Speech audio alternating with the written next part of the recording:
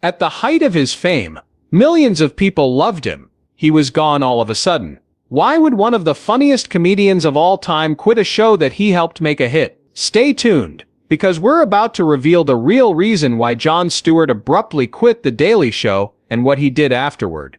You probably already know that Jon Stewart made The Daily Show famous. He was more than just a comedian.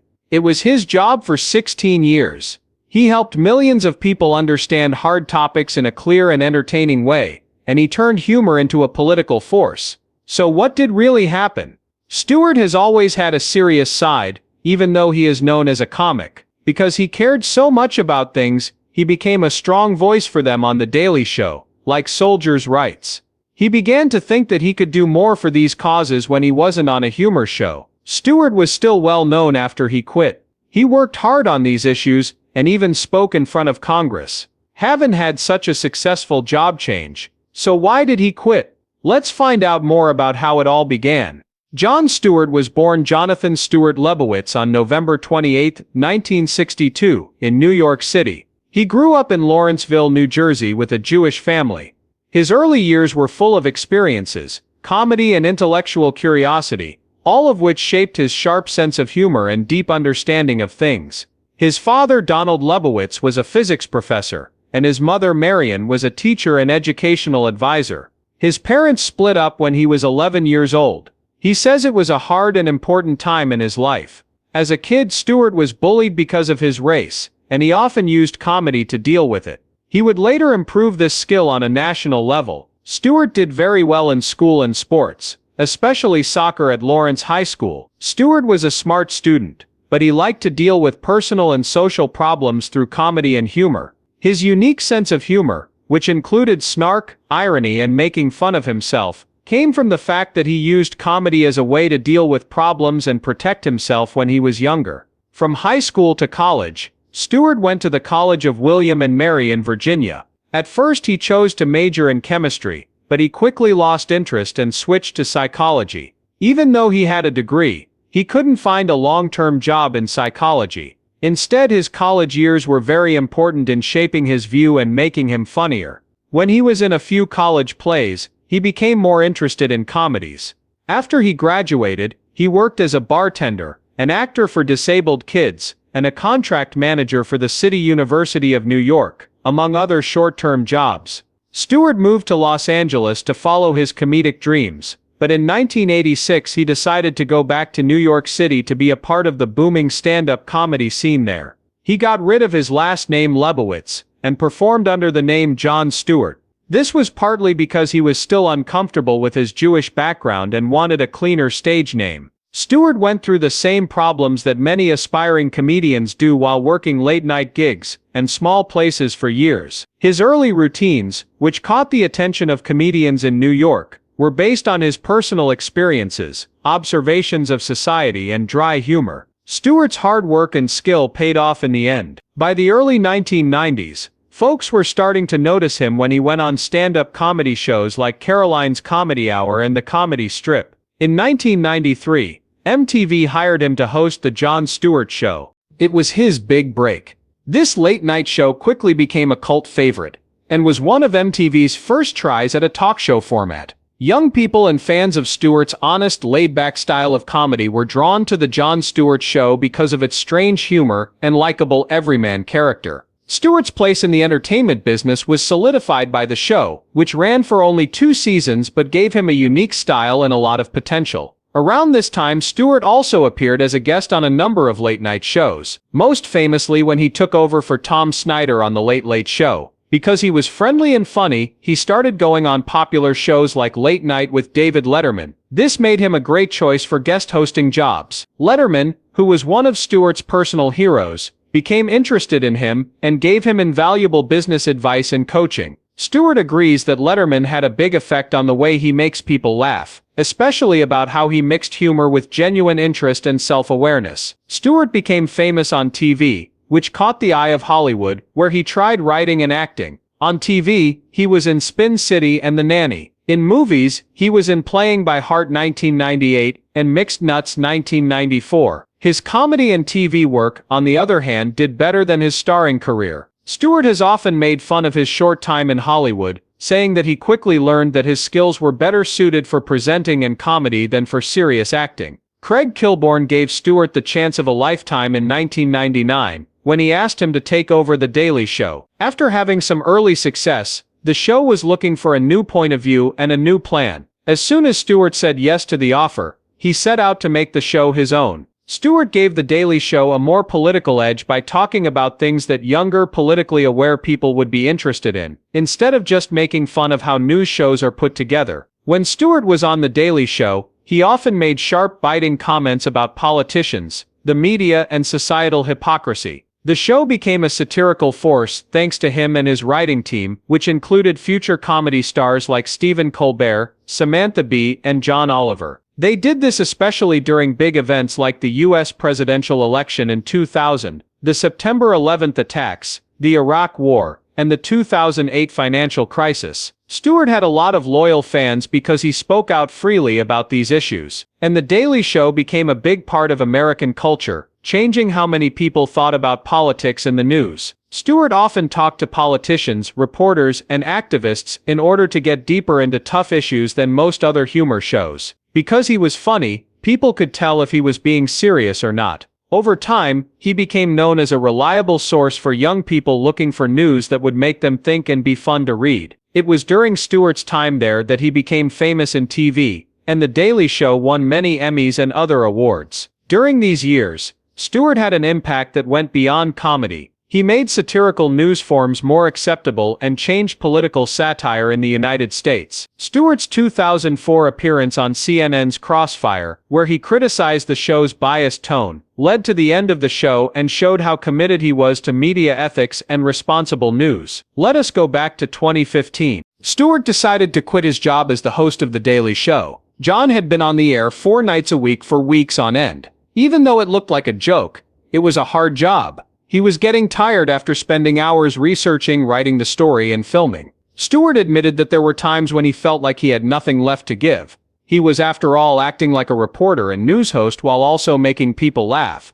It hurt him a lot over time, and it hadn't helped him in 16 years. He talked about wanting to focus on other things, and being burned out from overseeing the production of hundreds of episodes, and the show's busy 4-day-a-week routine. The schedule was very tight, so they had to keep planning, making new material, and reading about current events. It was clear to Stewart that this trend was beginning to bother him. In an interview with The Guardian, he told them straight out, "I was just so tired. It looked like something to do. I think I put too much of myself into it emotionally." Stewart may have become burned out in part because he worked so hard on the show. Stewart, who was known for being very careful, worked hard to keep The Daily Show up to date and of good quality.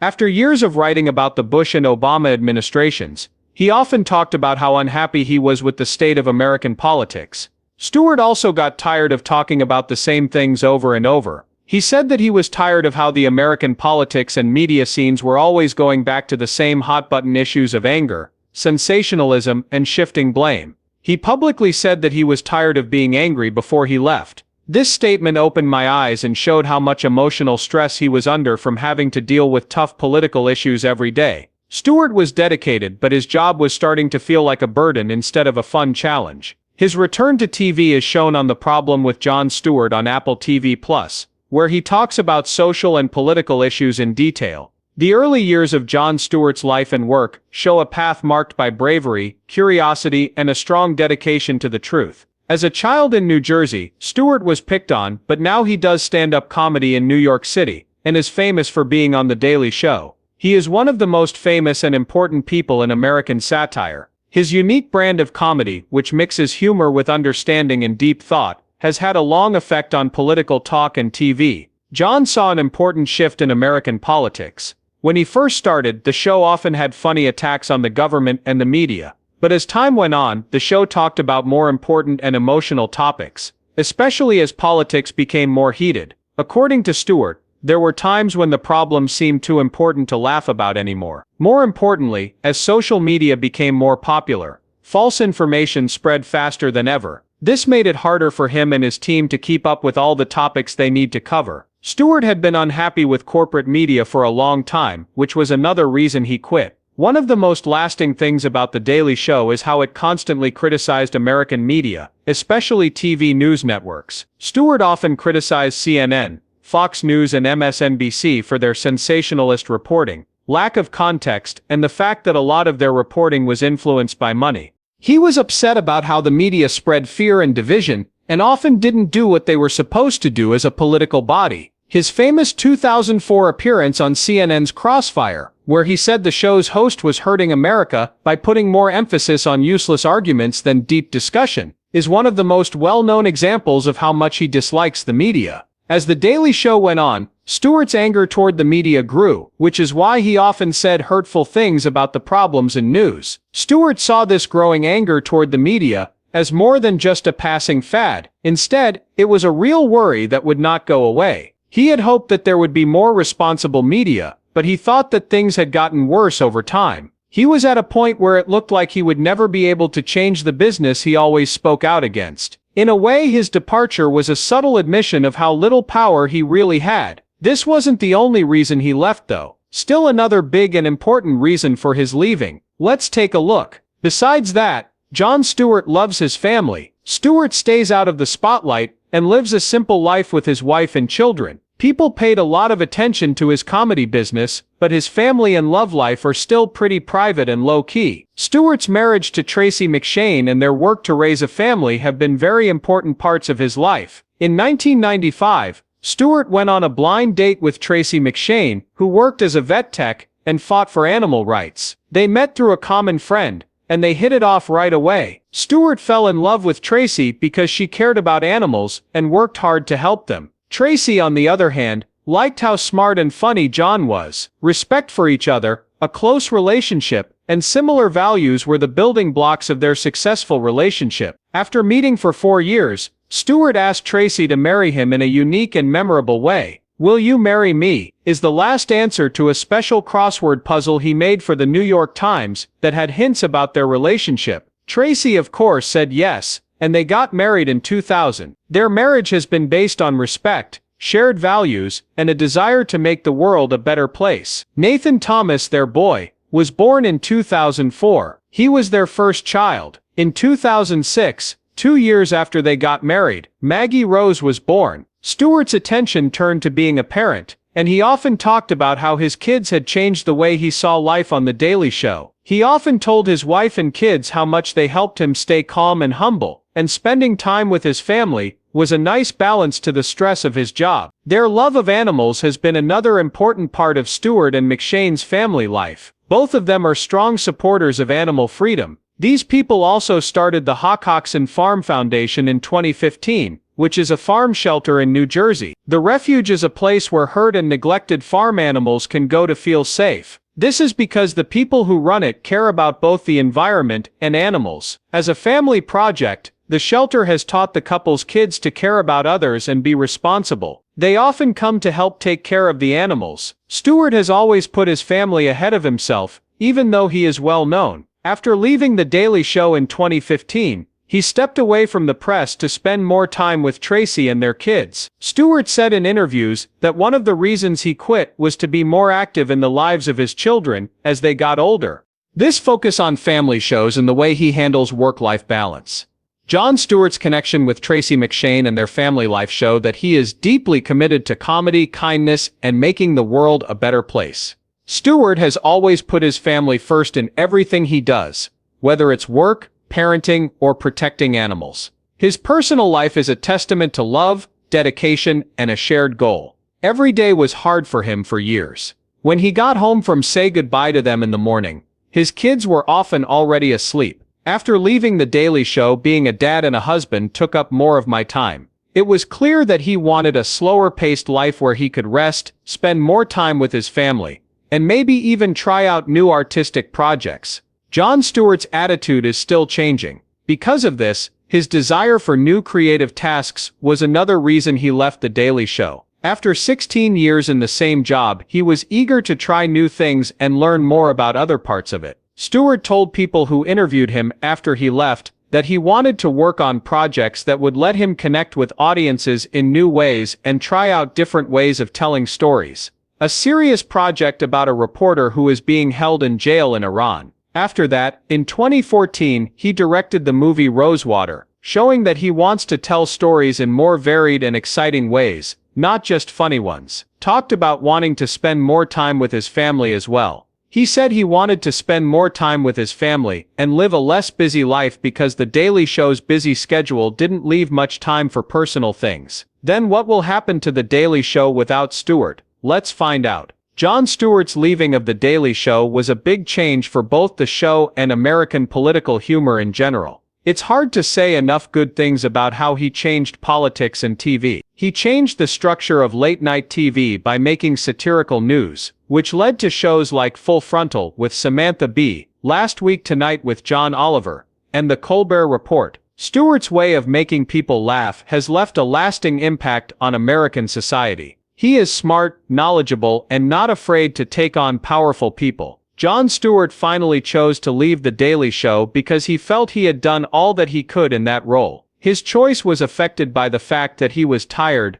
unhappy with the media and politics, wanted to try new things creatively, and wanted to prioritize his family and personal life. He himself said that the show had turned into a friendship that doesn't work as well anymore. Unfortunately, Stewart's departure ended an amazing time in TV history, but his legacy as a pioneer of political comedy lives on. His impact can be seen in the work of those he inspired, and in the way political commentary on TV is still growing. But it's clear that he's always tried to make things better. Are you sure that The Daily Show is still the same without Jon?